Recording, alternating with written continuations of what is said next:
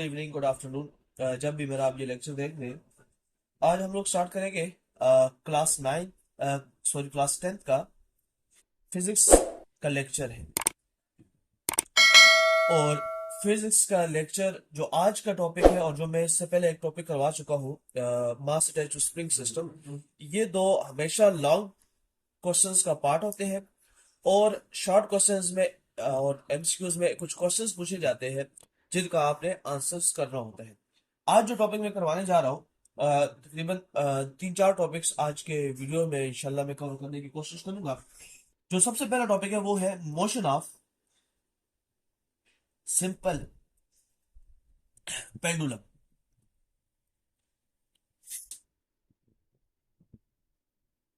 Motion of simple pendulum basically क्या है? ये फिजिक्स का टॉपिक है जो किस टॉपिक से रिलेटेड है? बेसिकली सिंपल हार्मोनिक मोशन के टॉपिक से रिलेटेड है। अब पहले ये समझ लेते हैं कि सिंपल पेंडुलम क्या है। बेसिकली आप क्या करो, आप एक स्ट्रिंग के साथ, लेकिन उस स्ट्रिंग की यानी उस रस्सी की जो खुसूसियात होगी वो सब एक खुसूसियात ये होगी, वो नॉन इलास्टिक। एक बात, उसको आप क्या कीजिए, किसी मास के साथ जोड़ दीजिए। ये आपके पास बन जाएगा simple pendulum. A mass attaches to string या string attaches to the mass is called simple pendulum. अब क्या करना है, जब मैं इस सिंपल पेंडुलम की बॉडीज को, जब मैं इसको नॉर्मली छोड़ता हूं और मैं देखता हूं तो बेसिकली ये भी मेरे पास कौन सी मोशन को परफॉर्म करती है? ये भी मेरे पास सिंपल हार्मोनिक मोशन को परफॉर्म करती है। अब बेसिकली सिंपल हार्मोनिक मोशन को किस तरह परफॉर्म करती है उसको हम लोग थोड़ा सा डायग्राम के थ्रू भी समझने की कोशिश करेंगे और फिर साथ साथ में कुछ पॉइंट्स भी लिखने की कोशिश करूंगा। सबसे पहले मैंने क्या किया, मैंने स्ट्रिंग को किसी पॉइंट के साथ अटैच कर दिया और इस स्ट्रिंग को मैंने यहां अटैच कर दिया। ये एक बात। अब इस पोजीशन को मैं कह सकता हूं ये मेरे पास है ओ पोजीशन, यानी कि ये मेरे पास मीन पोजीशन है। अब मीन पोजीशन पे इस मास पे दो तरह की फोर्सेस है। एक फोर्स इसका अपना वेट है और वो वेट बेसिकली बराबर है mg के, और वो वेट एक्ट कर रहा है डाउनवर्ड। लेकिन क्या ये मास नीचे की जाने मूव कर रहा है? नहीं कर रहा। इसका मतलब ये है कि कोई ऐसी फोर्स मौजूद है कि जिसने बेसिकली इस मास को बैलेंस किया हो, यानी इस वेट के ऑपोजिट एक्ट कर रही है और इस मास को या इस बॉब ऑफ पेंडुलम को बेसिकली क्या किया हुआ है? स्टेबलाइज किया हुआ है। और उस फोर्स का नाम है बेसिकली टेंशन। तो दो चीजें होंगी, एक मीन पोजीशन पे इस बॉब ऑफ सिंपल पेंडुलम पे दो तरह की फोर्सेस है। एक है वेट जो डाउनवर्ड एक्ट कर रहा है, एक है टेंशन जो अपवर्ड एक्ट कर रहा है। तो इसका मतलब यह है कि मीन पोजीशन पे,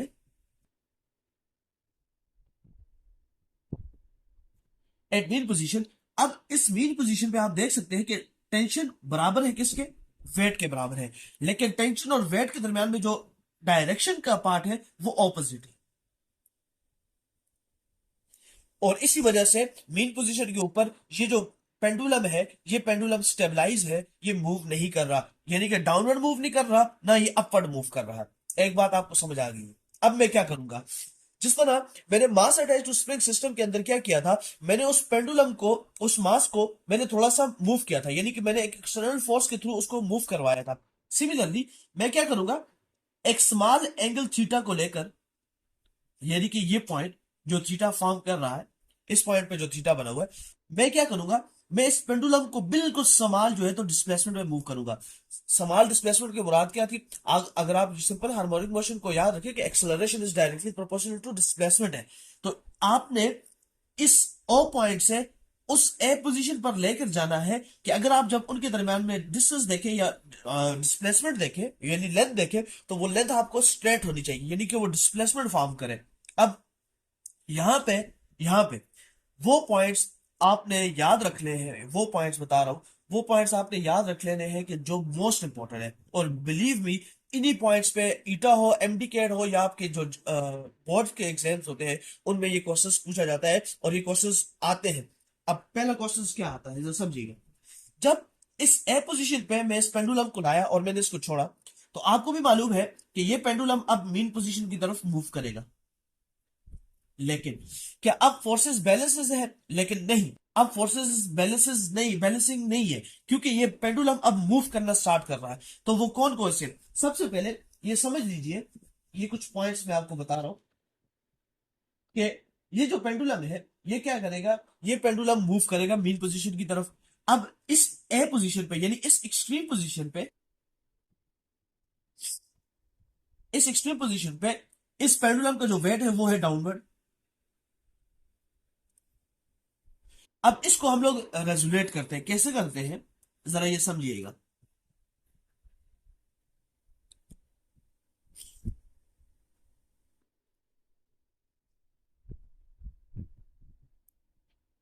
अब ये वो स्मॉल एंगल थीटा है। अब वेट है बेसिकली डाउनवर्ड। इंशाल्लाह जब मैं फर्स्ट ईयर के कुछ लेक्चर्स अपलोड करूंगा तो वहां पे मैं आपको बताऊंगा कि किस तरह। अब बेसिकली क्या है कि यहाँ पे इसकी एक्ट कर रही है, इस पॉइंट पे आपको नजर आ रहा है कि टेंशन है, क्योंकि ये स्ट्रिंग ने बैलेंस किया होता है इसको। खैर, अब आ जाते हैं एक वेट का जब रेजोल्यूशन ऑफ फोर्सेज, यानी कि मेरे पास ये रिजल्टेंट फोर्स है और इस रिजल्टेंट फोर्स को उसके कंपोनेंट में तकसीम करना। तो इसके दो कंपोनेंट्स बनते हैं, एक इसका वर्टिकल कंपोनेंट बनता है और एक इसका हॉरिजॉन्टल कंपोनेंट बनता है। ये इंशाल्लाह जब मैं आपको एक्सप्लेन करूंगा, इंशाल्लाह फर्स्ट ईयर में जब रेजोल्यूशन ऑफ फोर्सेस हम लोग करेंगे, वहां पे मैं ये पॉइंट एक्सप्लेन करूंगा और इसी एग्जांपल को मैं वहां पे कोड भी करके बताऊंगा। अब वेट का ये वाला जो कंपोनेंट है, इस कंपोनेंट को हम लोग कहेंगे एम जी कॉस थीटा, और वेट का ये वाला जो कंपोनेंट है, इस कंपोनेंट का नाम है एम जी साइन थीटा। अब यहां से वो एमसीक्यूज पॉइंट है। मैं क्या बता रहा हूं कि जब मैंने एक बॉब ऑफ सिंपल पेंडुलम को मीन पोजीशन से एक्सट्रीम पोजीशन की तरफ लेकर गया, तो उसके जो वेट था वो दो कंपोनेंट्स में डिवाइड हुआ। कैसे डिवाइड हुआ कि उसका एक कंपोनेंट एक्स कंपोनेंट बन गया और एक वाई कंपोनेंट बन गया। और जब वाई कंपोनेंट है उसने क्या किरदार अदा किया, एक्स कंपोनेंट ने क्या किरदार अदा किया, ये पॉइंट्स लिख लीजिएगा अपने पास। याद रखिएगा, इस ए पोजीशन पे, यानी इस ए एक्सट्रीम पोजीशन पे, क्या ये पेंडुलम नीचे गिर जाता है? नहीं, बल्कि ये इस पॉइंट पे स्टेबलाइज तो रहता है। तो याद रखिएगा कि टेंशन को बैलेंस करने के लिए ए पोजीशन पे वेट का एक्स कंपोनेंट है जो बेसिकली क्या करता है, इस टेंशन को बैलेंस करता है। इसलिए ये पेंडुलम नीचे जाता नहीं, यानी कि टूटता नहीं है, नीचे नहीं जाता। एक बात, इसी ए पोजीशन पे क्या ये पेंडुलम यहीं पे स्टक हो जाता है? नहीं, बल्कि ये मीन पोजीशन की तरफ मूव करना स्टार्ट करता है। तो मीन पोजीशन की तरफ लाने के लिए वेट का जो कंपोनेंट रिस्पॉन्सिबल है वो है आपके पास वाई कंपोनेंट। अब आपसे क्वेश्चंस क्या आते हैं? क्वेश्चन ये आते हैं कि eight extreme position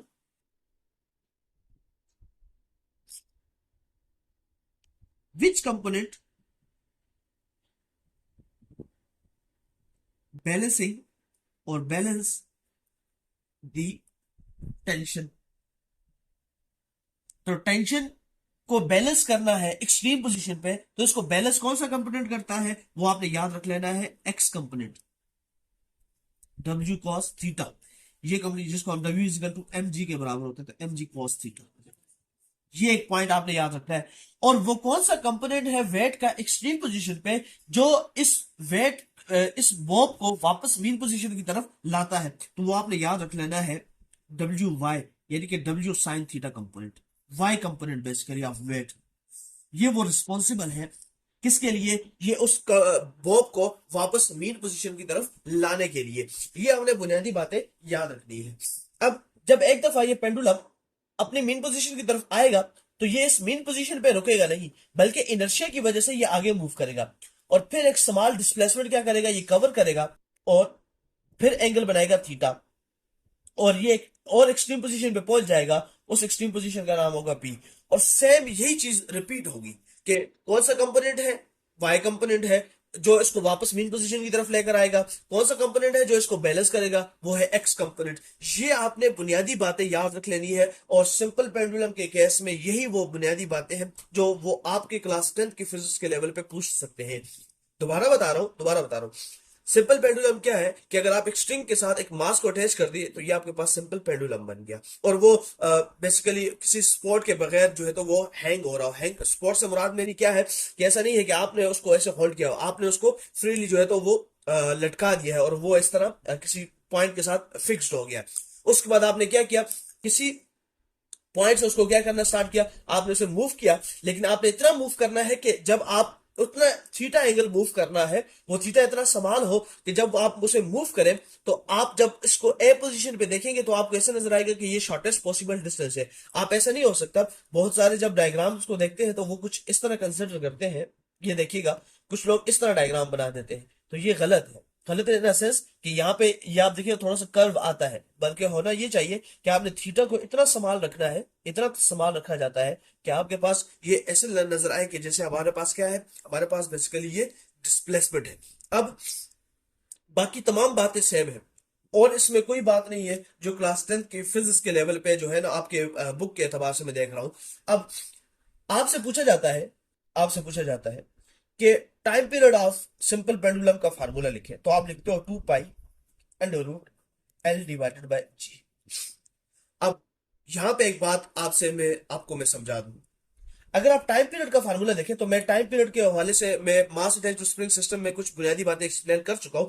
time period क्या है कि बेसिकली ये वो दौरानिया है कि जिस दौरानिया के अंदर वो पेंडुलम अपना एक वाइब्रेशन को कंप्लीट करता है। ये एक बुनियादी बात याद रखिएगा कि वो कितना टाइम ले रहा है एक वाइब्रेशन को कंप्लीट करे, यानी एक पॉइंट से आए वापस उसी पॉइंट पे जाए, तो ये एक वाइब्रेशन को वो कंप्लीट करने के लिए कितना टाइम लेता है, इसको हम लोग कहते हैं टाइम पीरियड। अब time period of simple pendulum ये किन किन चीजों पे डिपेंड करता है, याद रखिएगा। ये एक चीज डिपेंड करता है, लेंथ पे डिपेंड करता है। अब ये लेंथ कौन सी है, नंबर वन, बेसिकली आप स्ट्रिंग से लेंगे और इसका सेंटर ऑफ दी मास, ये आपके पास टोटल बन जाएगी लेंथ एल। अब अगर मैं लेंथ को इंक्रीज करूंगा तो देख लीजिए टाइम का डायरेक्टली प्रोपोर्शनल है किसके साथ, लेंथ के साथ, तो टाइम पीरियड भी क्या करेगा, इंक्रीज करेगा। मतलब क्या, मतलब ये कि वो बॉब ज्यादा टाइम लेगा एक वाइब्रेशन को कंप्लीट करने में। एक बात, दूसरी बात, अगर मैं जी की वैल्यू को, अब जी की वैल्यू को मैं कैसे चेंज करूंगा, तो याद रखिएगा जी की वैल्यू अर्थ पे है 9.8 मीटर पर सेकंड स्क्वायर, लेकिन वही जी ऑन मून जो है वो हमारे पास है 1.6 मीटर पर सेकंड स्क्वायर। अब अगर जी की वैल्यू ज्यादा है तो वो ये ज्यादा होगी, अगर जी की वैल्यू ज्यादा है तो चूंकि इनका टाइम पीरियड का इनवर्स रिलेशन है तो टाइम पीरियड क्या होगा, वो कम हो जाएगा। और अगर जी की वैल्यू कम है तो टाइम पीरियड क्या होगा, वो बढ़ जाएगा। सादा सी बात है क्या, अगर आप मान लीजिए कि आपने किसी बॉब ऑफ सिंपल पेंडुलम को क्या किया, उसकी टाइम पीरियड मालूम किया, आपने पहले अर्थ में मालूम किया तो अर्थ पे कुछ टाइम पीरियड आएगा, लेकिन याद रखिएगा जब आप मून पे करेंगे तो वो टाइम पीरियड ज्यादा लगेगा, यानी कि वो एक वाइब्रेशन को कंप्लीट करने के लिए ज्यादा से ज्यादा टाइम लेगा। ये आपने बुनियादी बातें इसमें याद रख लेनी है। अब एक कंफ्यूजिंग क्वेश्चंस मैं इसके बाद इसके कुछ न्यूमेरिकल करवाता हूं ताकि आपको कुछ आइडिया हो जाए। एक क्वेश्चंस अक्सर पूछते हैं, वो कहते हैं कि आयरन बॉल है, उसको एक स्ट्रिंग के साथ अटैच किया गया और एक टाइम पीरियड मालूम किया गया, और उस टाइम पीरियड की वैल्यू वो दे देते हैं, वो कहते हैं कि टाइम पीरियड की वैल्यू है टी, मैं कहता हूं ये टी बार, सिंपल सी बात। अब वो कहते हैं कि फिर दोबारा क्या किया गया कि इस आयरन बॉल को रिप्लेस कर दिया गया किसके साथ, वुडन बॉल के साथ, और अब कहते हैं कि आप बताएं कि टाइम पीरियड पे क्या असर पड़ेगा। बिलीव मी, ये बात इस फार्मूले से वेरीफाइड है कि time period is equal to 2 pi under root L divided by g. यहां पे किसी मास का जिक्र नहीं है कि मास पे टाइम पीरियड डिपेंड करता हो in case of simple pendulum.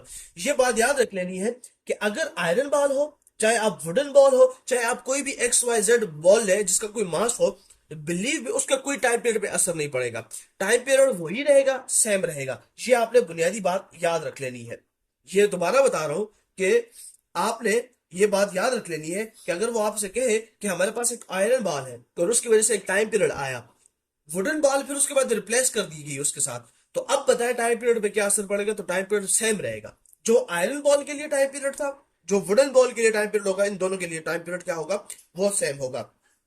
ये है वो तमाम इंपॉर्टेंट बातें जो आपसे क्लास 10 की फिजिक्स के अंदर पूछ सकते हैं, एमसीक्यूज पॉइंट और तमाम चीजें जो थ्योरी के एतबार से। मैं इसकी समराइजेशन आप सुन लीजिए, समराइजेशन इसकी क्या होगी।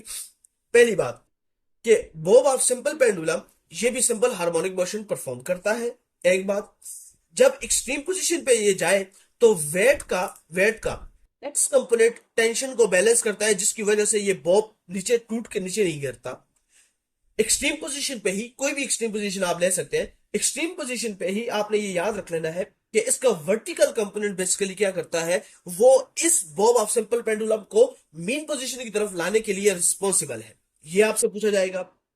और तीसरी बात ये याद रख लेनी है कि time period of simple pendulum पे मास का कोई किरदार नहीं है।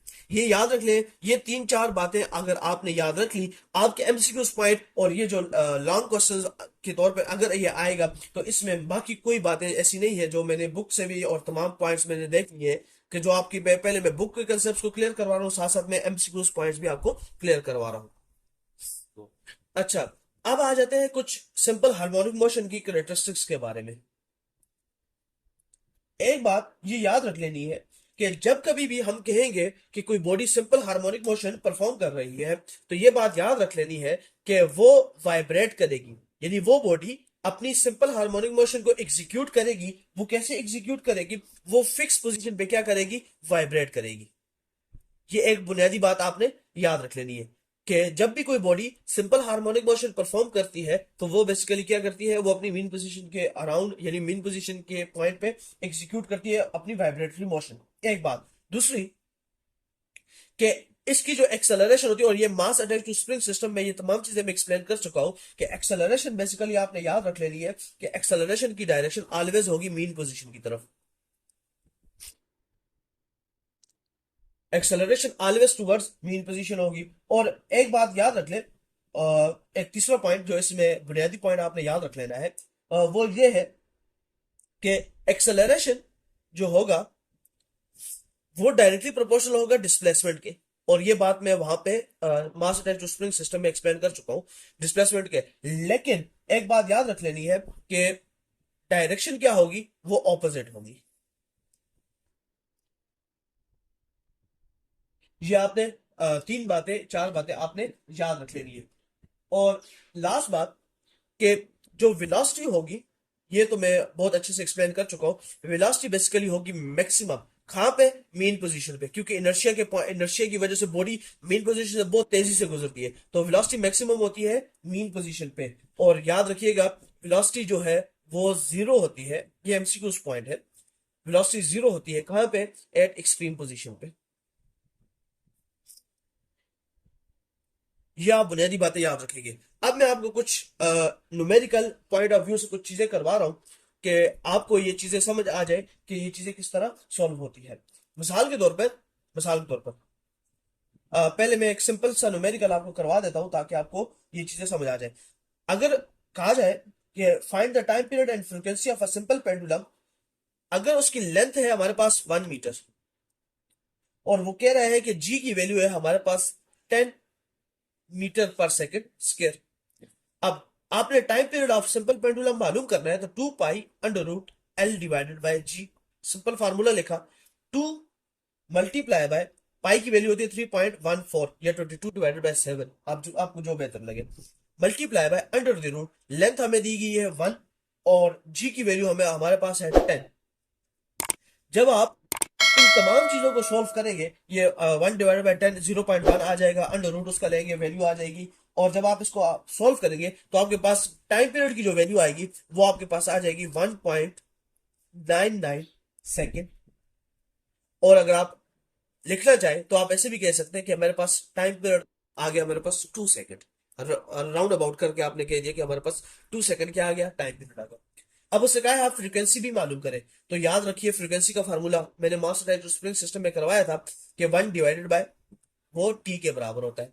अब 1 और टाइम पीरियड मेरे पास कितना आया है 2, तो 1 डिवाइडेड बाय 2 कितना होता है 0.5। फ्रीक्वेंसी आ गई हमारे पास हर्ट्ज, फ्रीक्वेंसी की यूनिट होती है, या पर सेकंड भी आप लिख सकते हैं। तो ये मेरे पास एक सिंपल सा फार्मूला है कि जिसके जरिए से आप ये मालूम कर सकते हैं कि किसी सिंपल पेंडुलम की अगर लेंथ आपको गिवन हो और जी की वैल्यू गिवन हो, तो आप टाइम पीरियड और फ्रीक्वेंसी कैसे निकाल सकते हैं। अब ये जो है कुछ छोटे से क्वेश्चंस ना, ये वो क्वेश्चंस हैं कि जो मतलब आपको सिंपल अगर न्यूमेरिकल ऑर्डर में दिया जाए तो आप ये कर लोगे। अब आ जाते हैं कुछ ट्रिकी से क्वेश्चंस, और वो क्वेश्चंस कुछ इस तरह होते हैं, वो क्वेश्चंस कुछ इस तरह से होते हैं जिनको समझना बहुत जरूरी है। आपसे कहा जाएगा कि हमारे पास एक सिंपल पेंडुलम है, सॉरी, और उस सिंपल पेंडुलम की लेंथ है एल बार या एल, सिंपल पेंडुलम की लेंथ है, और उसका टाइम पीरियड है हमारे पास 2 pi under the root L divided by g. Simple सी बात है। अब वो कहेगा कि अगर मैं लेंथ को 4 टाइम ऑफ इनिशियल कर दूं, तो फिर पूछता है आपसे कि बताइए टाइम पीरियड अब क्या होगा। दोबारा क्वेश्चन को रिफ्रेश कर रहा हूं। जो ईटा या एमडीकेट लेवल के जो स्टूडेंट्स हैं उनके लिए तो ये सब क्वेश्चंस बहुत ही इजी है, लेकिन जो क्लास 10th और फिजिक्स के जो स्टूडेंट्स हैं नए नए जो इन टॉपिक्स को स्टडी कर रहे हैं, उनके लिए ये क्वेश्चंस थोड़ा सा बड़ा अजीब सा होता है। वो कहते हैं कि इस क्वेश्चंस का मतलब क्या है। अब जरा समझिएगा, इन क्वेश्चंस को मैं आपको ट्रिक बता रहा हूं ये सॉल्व करने की। आप सबसे पहले इनिशियल के लिए लिखेंगे 2 pi under the root L divided by g. Question दोबारा रिफ्रेश कर रहा हूं याद दहानी के लिए, कि वो कहते हैं कि हमारे पास एक सिंपल पेंडुलम है जिसकी लेंथ है एल, एल कह दें या एल बार कह दें, ये आप तक है, और वो कह रहे हैं उसका टाइम पीरियड ये है हमारे पास। अब मैंने लेंथ को क्या कर दिया, इनिशियल के मुकाबले में 4 टाइम कर दिया। अब वो वैल्यू भी आपको मालूम है इस तरह ही देंगे, या तो वो कहेंगे हमारे पास हमने लेंथ को कर दिया 4 टाइम, हमने लेंथ को कर दिया 9 टाइम, हमने लेंथ को इंक्रीज कर दिया जी 16 टाइम, हमने लेंथ को इंक्रीज कर दिया जी 25 टाइम, हमने लेंथ को इंक्रीज कर दिया जी इतने टाइम्स, यानी कि वो ऐसे आपको वैल्यू देंगे जिसका अंडर रूट आप इजीली सॉल्व कर सके। अब समझिएगा, टाइम पीरियड हमारे पास है 2 pi under root L divided by g. अब वो कह रहा है कि मैंने लेंथ को इंक्रीज कर दिया जी 4 टाइम, बताएं अब टाइम पीरियड क्या होगा। तो अब समझना है कि जो आपने फाइनल टाइम पीरियड मालूम करना है उसके लिए भी फार्मूला लिखेंगे 2 pi under root L divided by g. लेकिन उसने क्या कहा कि मैंने लेंथ को कितना कर दिया 4 टाइम ऑफ इनिशियल कर दिया, तो मेरे पास टाइम पीरियड क्या होगा 2 पाई, इस एल की जगह पे मैं लिखूंगा 4 L bar divided by g. अब मैं इसको ऐसे भी लिख सकता हूं, time period is equal to 2 pi under the root L bar under the root 4 divided by g, ये अंडर रूट जी, और time period is equal to 2 pi under root L bar divided by g, और मेरे पास इसको मैंने ऐसे लिखा और under root 4 आ गया। अब ये अंडर रूट 4 कैसे आया, अंडर रूट 4 आप देख लीजिए, मैंने ये तमाम इक्वेशन को एक जगह पे इकट्ठा कर दिया, ये एक्सप्रेशन को, और बाकी अंडर रूट 4 मेरे पास पीछे रह गया। तो अंडर रूट 4 हमारे पास बराबर होता है 2, और ये फार्मूला अगर आप गौर से देखें तो ये हमारे पास इनिशियल टाइम पीरियड का फार्मूला है। तो ये मेरे पास इनिशियल टाइम पीरियड, इसका मतलब क्या है कि अगर आप बॉब ऑफ सिंपल पेंडुलम की लेंथ को इनिशियल के मुकाबले में 4 टाइम इंक्रीज कर दे, तो टाइम पीरियड 2 टाइम इंक्रीज कर जाएगा। अब टाइम पीरियड अगर 2 टाइम इंक्रीज कर रहा है तो अब इसका मतलब क्या है। मान लीजिए मेरे पास इनिशियल टाइम पीरियड था वो था 4 सेकेंड, ये इनिशियल टाइम पीरियड था। अब टाइम पीरियड कितना हो जाएगा, अगर लेंथ को मैं डबल कर दूं तो मेरे पास हो जाएगा 4 को 2 से मल्टीप्लाई करें तो आपके पास आ जाएगा 8 सेकेंड। ये आपने बुनियादी बात याद रख लेनी है। मैं दोबारा बता रहा हूं, वो आपसे इसी तरह कहेंगे तो फिर इसका एक जनरल फार्मूला मैं आपको लिखवा देता हूं। ये जनरल फार्मूला आप अगर इसको इस ट्रिक के जरिए करेंगे आपको कंफ्यूजन नहीं हो। अब कैसे करेंगे आप, ये आपने समझना है। टी फाइनल अगर आपसे पूछे तो आप लिखोगे under root n time t initial, ये आपके पास एक जनरल फार्मूला है। अब इसका मतलब क्या, मान लीजिए अगर आपके पास n की वैल्यू 1 है एन की वैल्यू 1 है, तो टाइम पीरियड क्या आ जाएगा, टाइम पीरियड अंडर रूट 1 किसके बराबर होता है, 1 के ही बराबर होता है, और अंडर रूट 1 1 ही निकलेगा, तो टाइम पीरियड की फाइनल टाइम पीरियड आपके पास ये आ जाएगा।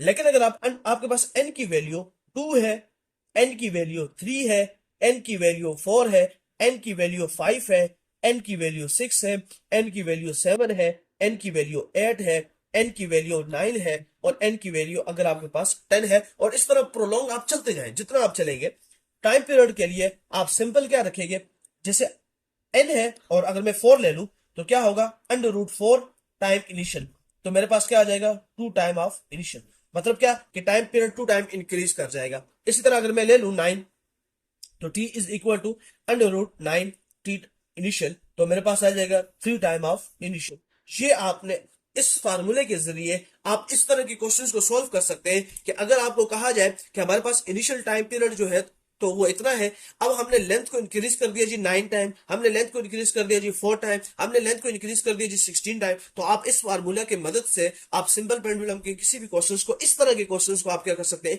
इजीली सॉल्व कर सकते हैं। एक वो फार्मूला मेथड है कि आप फार्मूले के अंदर पुट करें और उस पर मालूम करें, और एक आप इस मेथड के जरिए आप मालूम कर सकते हैं कि टाइम पीरियड कितना, टाइम पीरियड पे क्या असर पड़ेगा अगर आप लेंथ को क्या करते हैं, चेंज करते हैं। ये आपके पास सिंपल पेंडुलम के कुछ क्वेश्चंस थे, कुछ न्यूमेरिकल थे जो आपसे पूछे जाएंगे और जो ये एमसीक्यूज हैं जो आपसे डिस्कस किए जाएंगे।